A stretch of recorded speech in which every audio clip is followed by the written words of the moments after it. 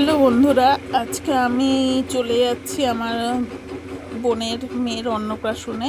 তবে দেরি করেই যাচ্ছি, তার আগে সবাই চলে গেছে, আমি আর বোন দেরি করেই যাচ্ছি। নড়তে চড়তে একটু আমাদের দেরি হয়, আমার অন্তত দেরি হয়। এবার বোন চলে গেল টং টং করে সামনে। এবার দেখুন, আমি দেখাচ্ছি সবাই, মানে এত সবুজ গাছপালা, তো আমার যে কী ভালো লাগে। এবার অটো রিজার্ভ করে চলে গেলাম, মানে মাতলা নদী ব্রিজ পার হতে। কিন্তু মাতলা নদী কিন্তু ওখান থেকেই শুরু হয়েছিল আগে।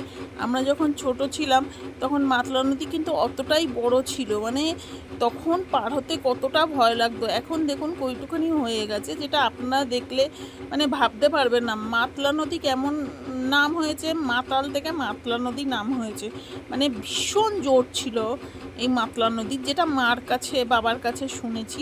এখন ব্রিজটা দেখুন কত বড় মাতলা নদীর। কিন্তু অটো চলতে চলতে পৌঁছে গেলাম আমার পরীর অন্নপ্রাশনে গিয়ে এবার ওখান থেকে একটু আপনাদের কাছে অনেক কিছুই আমার দেখানোর ছিল, কিন্তু দেখাতে পারিনি।